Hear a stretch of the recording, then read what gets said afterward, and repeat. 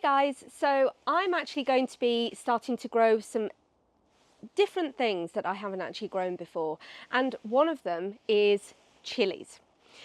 And she's so happy about it. So some people would say, why are you growing chilies? I am not a big chili eater. My husband is, as you can probably hear in the background, and yeah, it's and I completely understand where you're coming from. However, they are very fun to grow. Chilies are so vibrant. They are amazing to eat, I'm told. And I just really wanted to try growing them. So join me on the journey and we'll do it together. So first of all, I should give a bit of background in terms of what chilies actually are. So chilies are the fruits of the pepper plant, and they are actually a member of the nightshade family, which I've been reliably informed recently also has as members the tomato and eggplant family. As you might have guessed from Andy's reaction and also a lot of people's reactions, chilies are very, very popular. There is a huge subculture of people that grow and eat them, and they are just popular all over the world.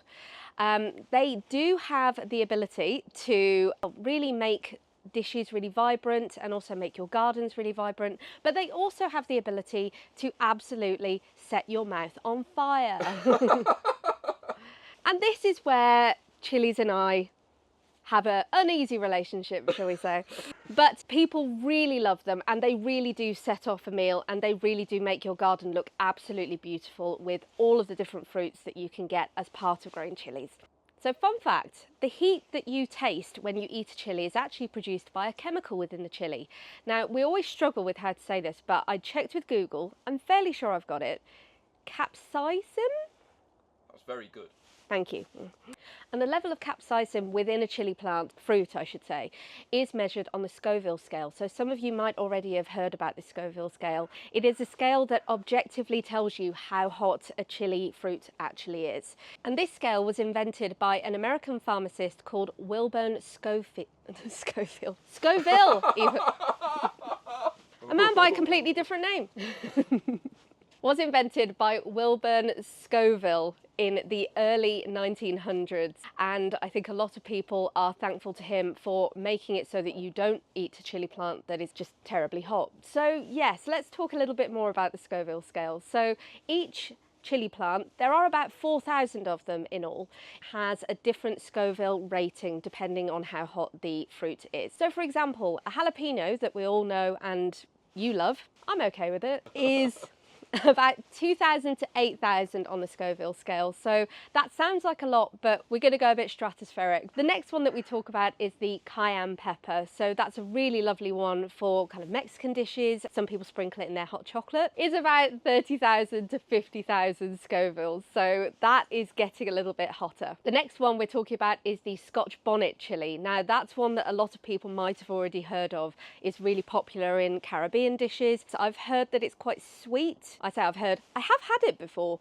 So this one isn't actually too bad in my opinion. Although having said that, it is about 100,000 to 300,000 Scovilles. So getting there, I would say. Next one that we talk about is the Naga or ghost pepper, which I just think the names as they get hotter are just hilarious. So the ghost pepper is about 855,000 to a million. So once you're getting into the millions, I think the jalapeno doesn't sound that bad anymore. Then the final one, which used to be the hottest chili in the world until fairly recently, is called a Carolina Reaper, which I would say any food that has the word Reaper in the title.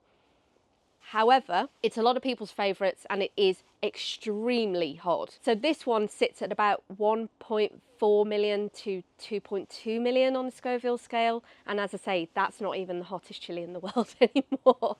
So the one thing that I would say before we carry on with this is the old wives' tale about dairy to quell the heat of a chili is absolutely true. So if you find yourself in a situation where you have eaten a chili that is too hot, I find myself in that situation quite a lot. Milk and cheese, anything like that will absolutely help. But let's talk about how to grow them.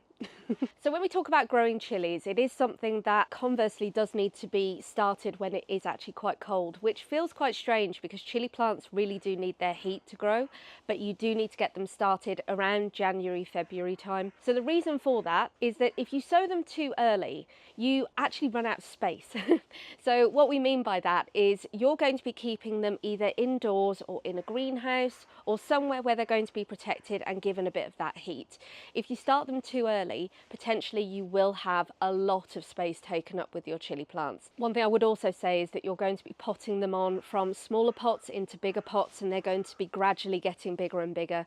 So as well as having lots of pots to contend with, those pots are going to get bigger. So if you have it a little bit later on in the season, that then means that the weather is working with you to keep them warm, hopefully. The other side of it is if you grow them too late, the problem is that chili plants, they need a long period to get established to then be able to produce the fruits that we know and love. You love them so much. I know, I feel like I'm being really disingenuous. I do realise that it is very odd to be growing chili plants when you're not actually a big chili eater, but they are beautiful. So one thing I would say about growing too late is that things like the Naga Ghost chili and the Carolina Reaper, they need a big amount of time to actually get into the space where they can actually start to create fruits that are big enough and strong enough in terms of the flavour. So I would definitely say that that is something to take into account. So January and February is the absolute optimum time. We're now going to go into the way to actually grow them. So when you sow your chili plant seeds, there's two methods that you could use. So you can plant them out into 9cm pots are quite nice. You have a couple of seeds or quite a few seeds in there, and then you can actually start to take out the seedlings as they get established. The one drawback of that method is that when you're taking the seedlings out, the possibility of damage to those seedlings and the roots is a little bit increased. So you do have to be careful when you're taking them out and just make sure that you're not damaging anything as you transfer them. Our preferred method is to use a seedling tray. So that means you have the individual modules or cells that you can actually plant each of the individual seeds into, and then you don't have to move anything out.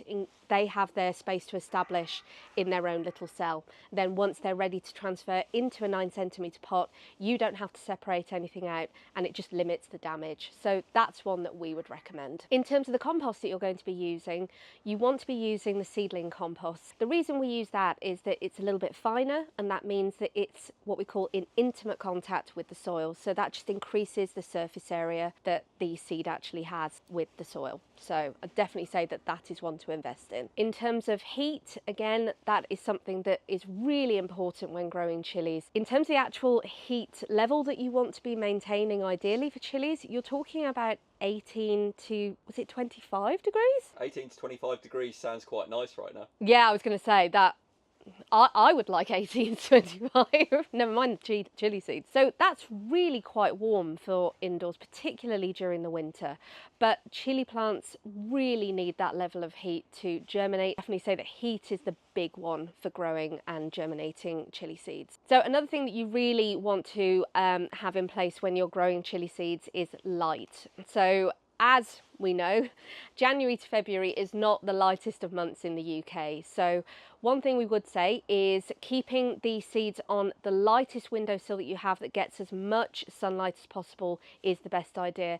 But also, if you can, grow lights are a fantastic option for chili plants because that just gives the right amount of light consistently, and it just means that you're not relying on the unreliable UK weather. In terms of grow lights as well, we would say just using the LED grow lights is a really great idea because then you're not increasing or just messing with the heat too much because they don't generate too much heat, and again, they're not too expensive to run. So that's a really good option for you as well. So I really hope that this information is going to make it just that little bit easier for you guys to start your chili plants in January. I'm going to be doing the same, so I will keep you updated on how I do. Chili plants are...